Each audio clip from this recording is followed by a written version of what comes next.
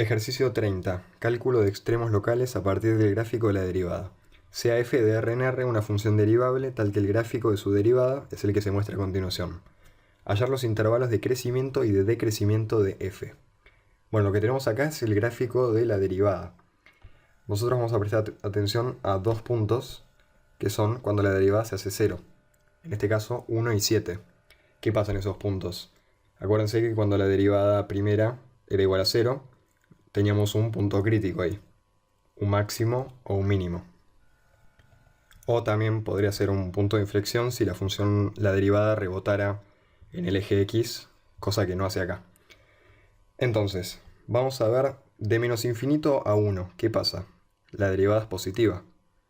Entonces eso nos dice que la función es creciente en ese intervalo. Podemos empezar anotando de menos infinito a 1. Ahora, ¿qué pasa de 1 a 7? La derivada es negativa. Eso nos dice que la función es decreciente. Las pendientes de las rectas tangentes a la función en ese punto son negativas. Y por último, de 7 a más infinito, pasa lo mismo que antes. Está por encima del eje X, es positivo. Entonces, la función va a crecer en ese intervalo. De 7 a más infinito. Ahora nos piden ubicar los máximos y mínimos de f. Bueno, para eso teníamos que saber cómo era la derivada segunda de la función en ese punto. Si era menor a 0 era un máximo, si era mayor a 0 es un mínimo. ¿Qué pasa con la derivada segunda? La derivada segunda es el valor de la pendiente de la recta tangente a la derivada primera. Es como la relación que teníamos entre la función normal y la primera derivada. Lo mismo se aplica para la primera derivada y la segunda derivada, porque una es la derivada de la otra. Entonces, en el punto 1 tenemos la recta tangente, que es esta, y vemos que tiene pendiente negativa. Entonces, eso nos va a decir que el valor de la derivada segunda es menor a 0. El valor de la pendiente es el valor de la derivada segunda. Imagínense si esta fuera nuestra f de x normal. Entonces, bueno, acá en vez de la función normal tenemos la primera derivada. La pendiente de esta tangente sería el valor de la derivada segunda, porque sería la derivada de la derivada. Entonces, como tenemos que es negativa, vamos a tener que en x igual a 1, como es negativa, por el criterio de la derivada segunda, vamos a tener un máximo.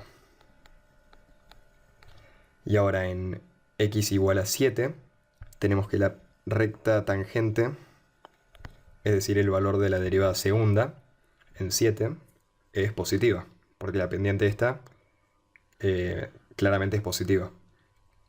Y cuando el valor de la derivada segunda era positiva, teníamos un mínimo.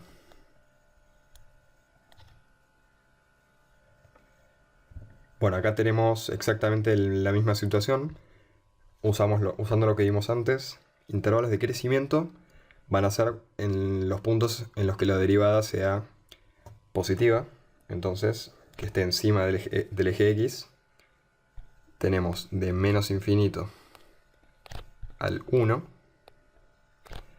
Después tenemos también que del 1 al 4 los valores son todos positivos. Y por último también tenemos que del 6 a más infinito la derivada está por encima del eje X. ¿Cuándo va a decrecer la función? Cuando la derivada sea negativa, cuando esté por debajo del eje X. Y eso solo pasa en el intervalo que va de 4 a 6. Decidir, justificando la respuesta, si los puntos x igual a 0, 1, 4 y 6 son extremos locales de f de x. En caso que lo sean, determinar qué son. Bueno, extremos locales se refiere únicamente a mínimos o máximos. Vamos a empezar con x igual a 0, que sería este punto de acá. Bueno, extremos locales tenemos cuando la derivada es 0. Claramente en ese punto no es 0, porque está encima del eje X. Entonces no va a ser un extremo local.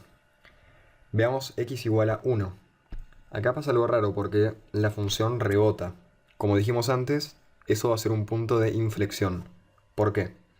¿Se acuerdan la tabla que teníamos con nuestros intervalos, el x y otros intervalos? Y acá analizábamos la derivada primera. En este nos daba 0, pero ¿qué pasaba? En este teníamos, por ejemplo, positivo y en este también positivo. O en este teníamos negativo y en este negativo. Entonces, ¿qué pasaba ahí? Era un punto de inflexión, porque claramente si la derivada pasaba de positivo a negativo, teníamos acá la función, primero era positivo y después negativo. Ahí era un máximo. Cuando era negativo, teníamos primero que era negativa y después positiva. Ahora sigue el mismo signo. Entonces, ahí significa que cambia la concavidad, pero no hay un máximo o un mínimo. Entonces, acá nos estamos encontrando con un punto de inflexión, que no sería un extremo local. Entonces, lo anulamos. X igual a 4. Bueno, acá, como antes, vamos a... la derivada es 0, entonces cumple la condición. Y tiene derivada segunda negativa, porque veamos que la pendiente de la recta tangente a la función en ese punto es negativa.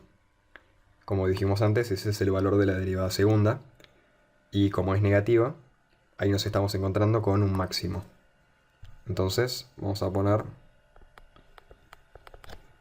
que en x igual a 4 tenemos un máximo. Bueno, algo parecido pasa con x igual a 6.